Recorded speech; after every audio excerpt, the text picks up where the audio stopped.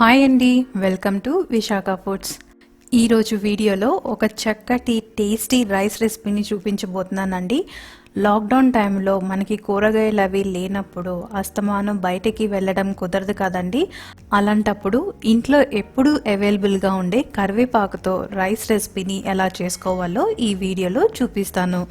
Lockdown అనే కాదు, ఇంట్లో ఎప్పుడైనా కూరగాయలు లేనప్పుడు కానీ లంచ్ బాక్స్కి కానీ కరివేపాకు రైస్ ఒక చక్కటి ఆప్షన్. మరి ప్రిపరేషన్ స్టార్ట్ చేద్దాం.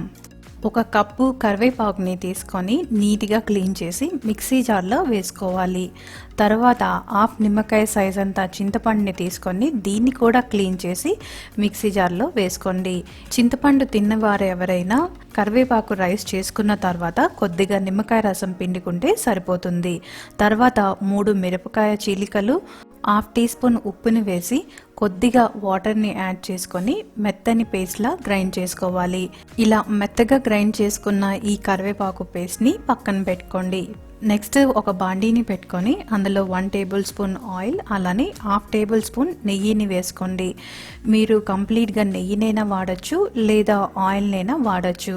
ఆయిల్ కాస్త వేడైన తర్వాత 1 టీ స్పూన్ ఆవాలు, 1 టీ స్పూన్ జీలకర్రని వేసి వీటిని కాస్త చిటపటలాడనివ్వండి. తర్వాత 1 టేబుల్ స్పూన్ పల్లీలను వేసి మీడియం ఫ్లేమ్లో పల్లీలని దోరగా వేయించుకోవాలి. ఇప్పుడు హాఫ్ టేబుల్ స్పూన్ శనగపప్పు, హాఫ్ టేబుల్ స్పూన్ మినప్పప్పుని వేసి వీటిని కూడా నీట్గా ఫ్రై చేసుకోవాలి. ఇవి కూడా ఫ్రై అయిన తర్వాత 3 ఎండుమిర్చి చీలికలు, 2 చిటికెళ్ళ ఇంగువ, రుచికి తగ్గ ఉప్పు, 1/2 టీ స్పూన్ పసుపును వేసి వీటిని ఇంకోసారి ఫ్రై చేసుకోండి. పసుపు వేయటం వల్ల మనకి కరివేపాకు రైస్ ఇంకా మంచి కలర్ఫుల్గా ఉంటుంది. ఇప్పుడు మనం ముందుగా గ్రైండ్ చేసి పెట్టుకున్న కరివేపాకు పేస్ట్ని వేసి కరివేపాకు పచ్చివాసనంతా పోయి ఆయిల్ సైడ్స్ నుండి రిలీజ్ అయ్యేంత వరకు ఫ్రై చేసుకోవాలి. మీడియం ఫ్లేమ్లో మాత్రమే ఫ్రై చేసుకోండి. ఇలా నీట్గా ఫ్రై అయిన తర్వాత కొద్దిగా పేస్ట్ని తీసుకొని పక్కన పెట్టుకోండి. మీకు కావాలి అంటే మళ్ళీ యాడ్ చేసుకోవచ్చు.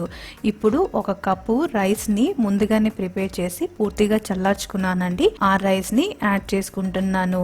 ఇవి అప్రాక్సిమేట్గా 250 గ్రామ్స్ రైస్ ఉండొచ్చు. ఇప్పుడు ఈ రైస్ని నెమ్మదిగా మిక్స్ చేసుకోండి. ఇలా నీట్గా మిక్స్ చేసుకున్న తర్వాత ఒకసారి రుచిని చూసి పక్కన తీసి పెట్టుకున్న పేస్ట్ అవసరమైతే యాడ్ చేసి కలుపుకోండి. అలానే ఉప్పు కూడా కావాలి అనుకుంటే ఈ స్టేజ్లో యాడ్ చేసుకోవచ్చు. చింతపండు తిని వాళ్ళు ఈ స్టేజ్లో హాఫ్ నిమ్మకాయ రసాన్ని పిండుకొని కలుపుకోవాలి.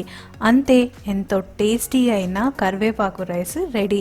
ఇది లంచ్ బాక్స్కి కూడా సూపర్ ఉంటుందండి. అంతే, ఆరోగ్యానికి కూడా ఎంతో మంచిది. ఈ రైస్ని మిగిలిపోయిన అన్నంతో కూడా ప్రిపేర్ చేసుకోవచ్చు.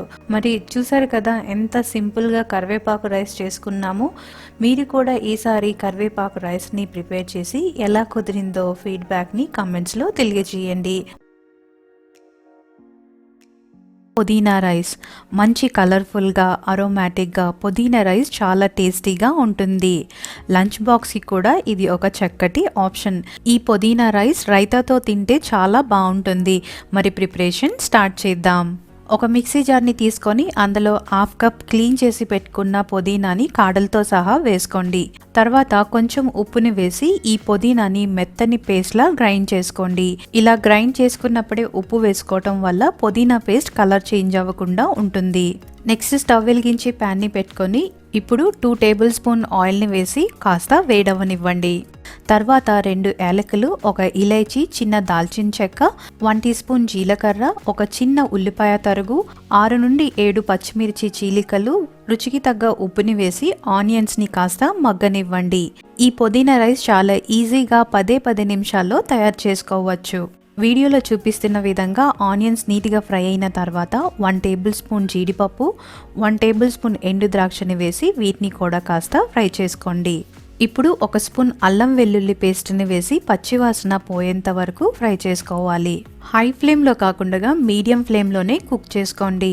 నెక్స్ట్ మనం గ్రైండ్ చేసిన పుదీనా పేస్ట్, కలర్ కోసం కొంచెం పసుపుని వేసి వీటిని ఒకసారి మిక్స్ చేసుకొని పుదీనా పచ్చివాసన పోయేంత వరకు ఫ్రై చేసుకోవాలి. పుదీనా నీట్గా ఫ్రై అయిన తర్వాత 250 గ్రాముల అన్నాన్ని యాడ్ చేస్తున్నాను. నేను సోనా మసూరి రైస్ని వాడానండి. మీరు కావాలి అంటే బాస్మతి రైస్ని కూడా వాడచ్చు. ఇప్పుడు ఫ్లేమ్ని లోకి అడ్జస్ట్ చేసి గరిటెతో అన్నం అలానే మనం ప్రిపేర్ చేసుకున్న పుదీనా మసాలా అంతా నీట్గా మిక్స్ అయ్యేలా కలుపుకోవాలి. అంతే అండి, ఎంతో టేస్టీ అండ్ హెల్దీ అయిన పుదీనా రైస్ రెడీ. మంచి సువాసనతో ఎంతో కలర్ఫుల్గా ఈ పుదీనా రైస్ చాలా చాలా బాగుంటుంది. మరి మీరు ఈ సింపుల్ రెసిపీని ట్రై చేసి మీ ఫీడ్బ్యాక్ని మాకు కమెంట్స్లో తెలియచేయండి. మరెన్నో టేస్టీ రెసిపీస్ కోసం మా ఛానల్ని సబ్స్క్రైబ్ చేసుకోవడం అస్సలు మర్చిపోకండి. అలానే మా వీడియో మీకు నచ్చితే లైక్ చేసి షేర్ చేయండి. Thanks for watching.